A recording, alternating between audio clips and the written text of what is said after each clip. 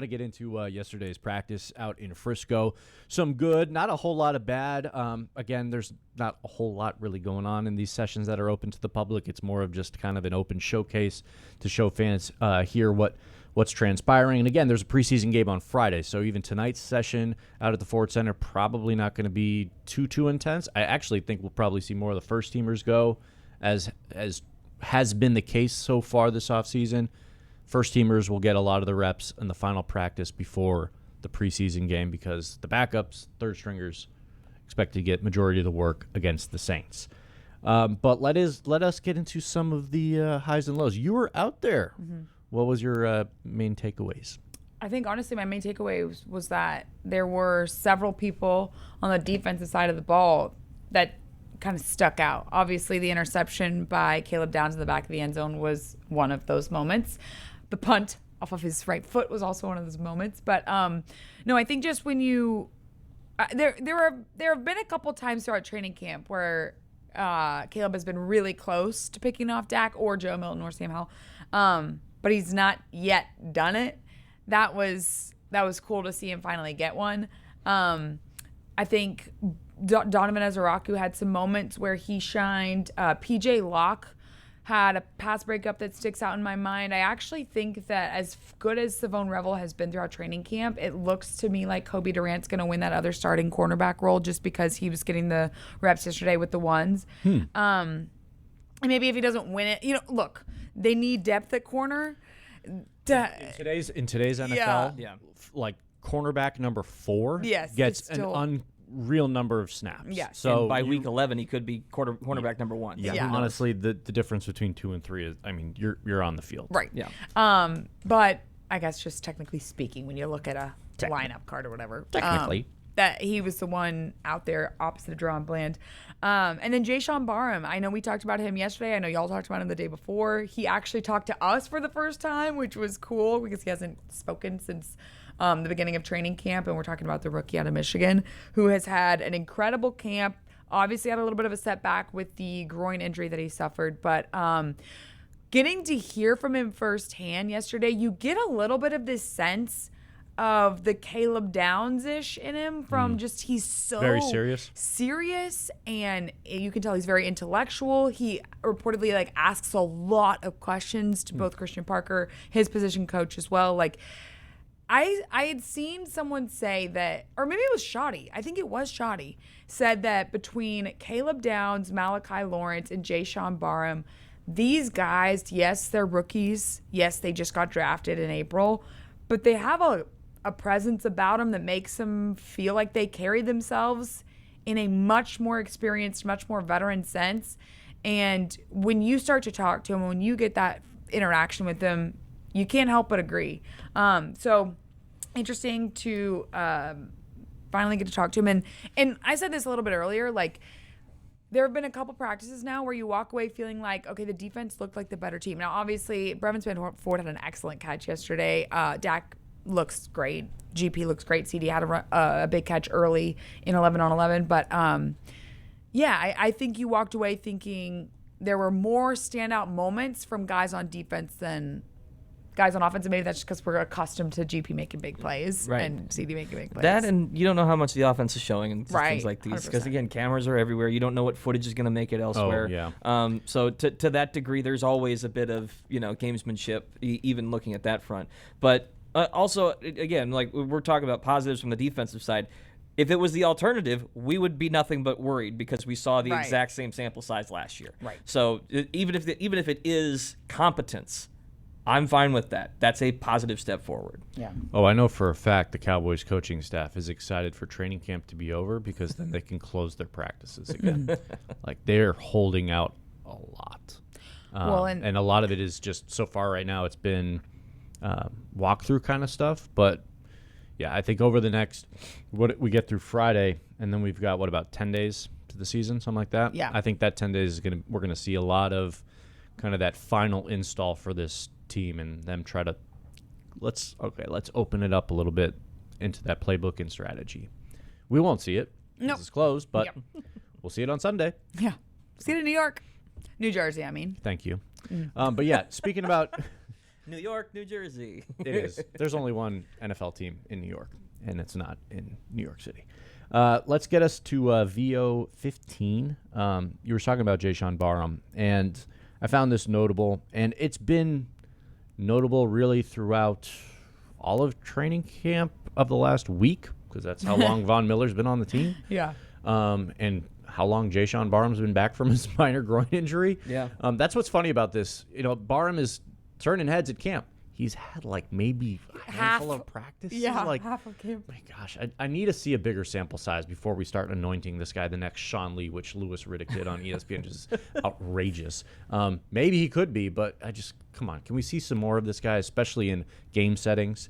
But yeah, it's what I like is that there is a level of coaching and mentorship that we're already seeing out of Von Miller. We brought it up on the show before, but we're seeing it take place in practice. If we want to flip over to VO 14, it's not just Von Miller and working with Barham, but it's guys like Donovan Ezeraku and working on shedding blocks and combo moves. And because Ezeraku has the skill set, he came from BC. He's not from an SEC powerhouse. He probably needs a little bit more of that coaching up.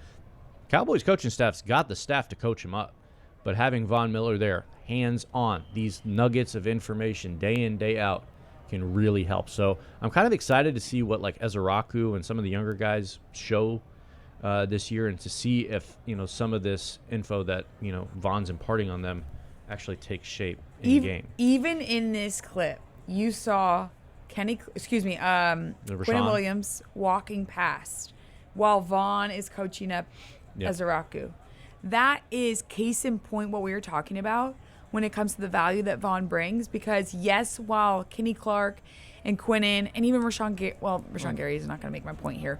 Even though those guys have excellent veteran leadership, they can show you how to be a pro and how to go about your business and how to take care of everything on and off the field. To have a guy who plays your actual position, who's going to be a future Hall of Famer, who can give you literal tips on the step-by-step process of becoming better. And keep it straight between the ears. Ezeraku's been a bit of a wild card in camp this year, which is kind of surprising. It doesn't seem like his demeanor off the field.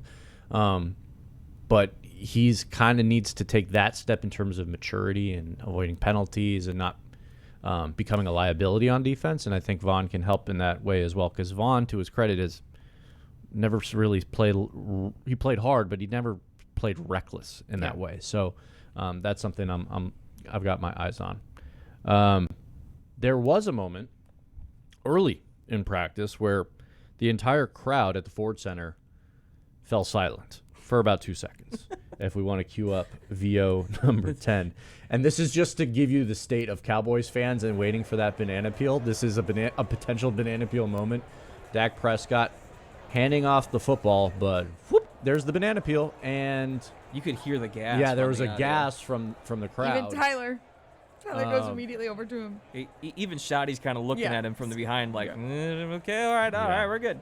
Because really, across the NFL, we're starting to see the injuries pile up and trickle in. Just silly injuries. It just happens. But that, and also when yesterday was 10 years to the day that Romo had his back injury, it's like it's on everyone's mind already, and all of a sudden it's like, wait, what's happening? Yep, banana peel. Yep. Luckily, it was just slip, and that's it. Popped right back up, as you can see, and went about his business and played the rest of practice. So, but it's just... It is funny because that moment kind of symbolizes, I think, how most Cowboys fans are feeling. Like, we need Dak Prescott so bad. And also, please no banana peels this season. Please do not give us a 2020 repeat. Just, keep our quarterback in one piece. But fingers are crossed for that. Indeed. What else we got? Jerry. I do want to say, even before the early freak out about Dak, what preceded that was Jerry. That might have been the shortest freak out about Dak, by the way. It was a whopping 3 seconds. Yeah.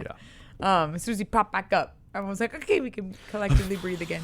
But no, Jerry, so at 5:30, that's when the opening ceremony began. Of course, you got the Dallas Cowboys cheerleaders performing. Jerry made some comments. A couple people spoke, including the 23rd mayor of Frisco, who was quick to point out that when Jerry I think, bought the team, or at least no, when the Cowboys came to Dallas, there were 1,000 people living in Frisco. Yeah. And I was like, okay, then it's not crazy for me to be confused at the fact that there have been 23 mayors in Frisco, but that's besides the point.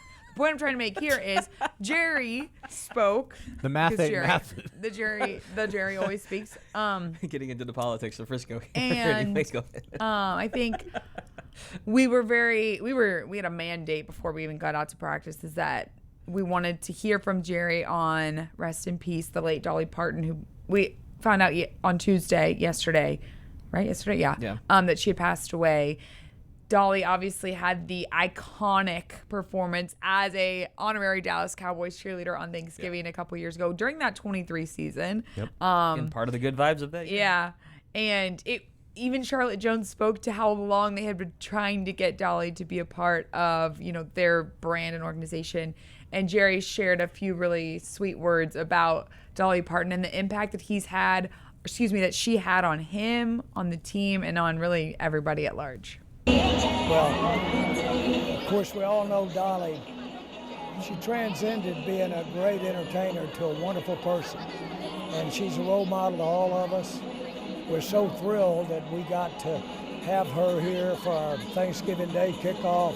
Never forget her giving $1 million to the Salvation Army when she came out here to kick off the National Red Kettle campaign.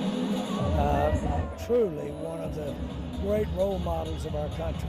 So we're all going to miss Dolly, but thank goodness we've got a lot of memories and all the everything she left behind, her songs and her work.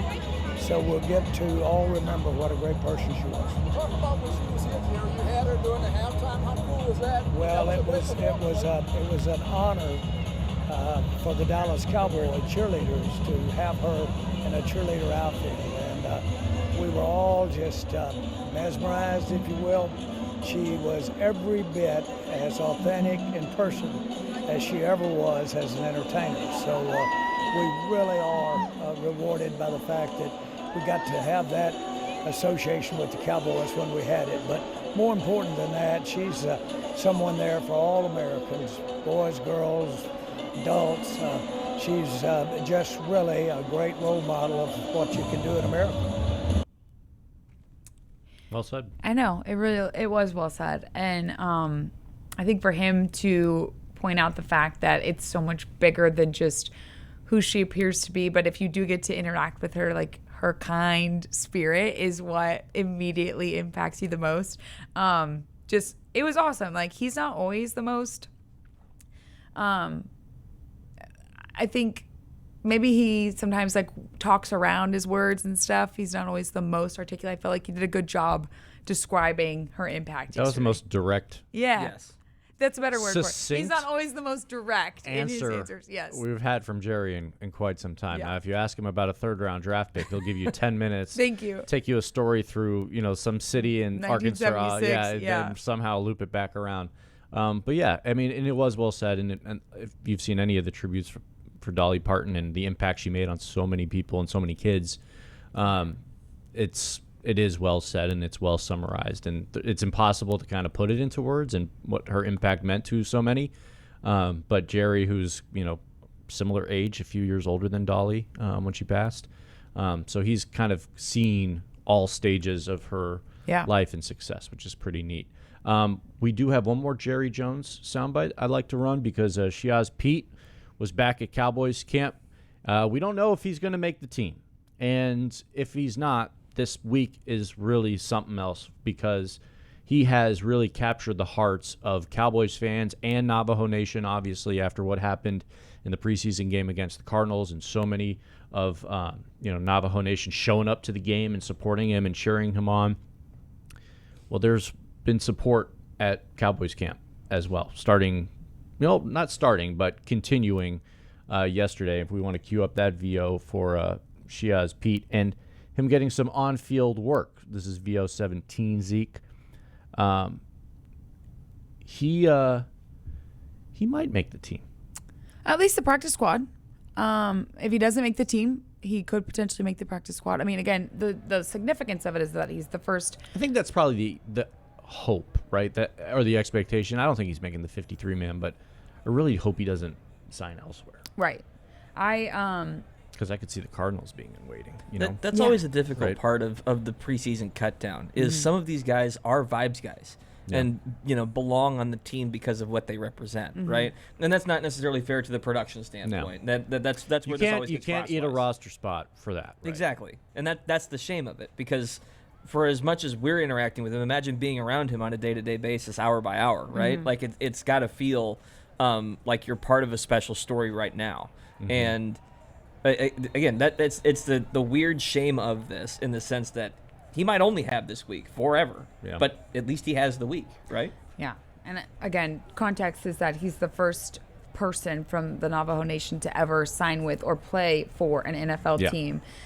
Big deal. He pointed out post-game in Phoenix the significance of playing there for the first time, because there is such a large Native American population in Arizona.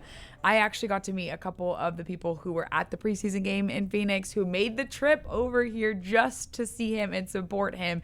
There were a couple, I guess it was a family that I met yesterday. They had one of the the Navajo Nation flags out at opening ceremonies yesterday, and they're planning to be at the preseason game on Friday. But yeah, to your point, he's captured an entire new audience because he's the first of that, tribe to be represented in the NFL, which, as we know, is the biggest platform. And I thought what was really interesting was that after the game in Phoenix, he said as much, that he's like, I realize I only have this platform and all of you guys, as in the media, asking me these questions and recording my face and answers because I'm part of the Dallas Cowboys. And for that, I am so thankful.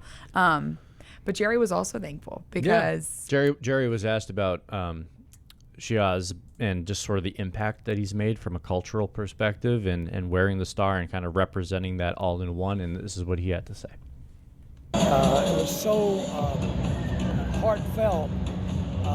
All of the members, all of the people that are in his associated tribe, if you will, they were so proud of him. The president of the Navajo Nation was there and presented a beautiful ring and some gorgeous inscription of the Navajo code breakers back in World War II that were heroes. And that all manifests itself. I'm so proud that he had a chance to be recognized, and that everybody that he loves, and at least the group that represent the Navajo Nation, got to watch him play. Yep. It's well said once again, Jerry. Yeah, I mean, if you're Jerry, he was on it. and he's the master marketer. Yeah. And I don't think he even expected this, right? I mean, it's something that, you're giving a young man a shot, and for that all to transpire and take place, I don't think, even as much as he is a sort of a mastermind when it comes to some of this stuff, I don't think that was remotely in his plan. So very cool in what seems like such an organic, beautiful moment in sports, not just football. It kind of transcends all of that. And as we've discussed throughout this week, it's kind of why we love stories like this, because it means so much more than, ball games and results and X's and O's. But X's and O's and results matter if you're trying to win a championship. And we'll put a pin in this for now. We got Cowboys camp Frisco session number 2 tonight. I'll be out there. And I believe this is the final practice of training camp for Cowboys. Indeed. Cowboys camp 2026.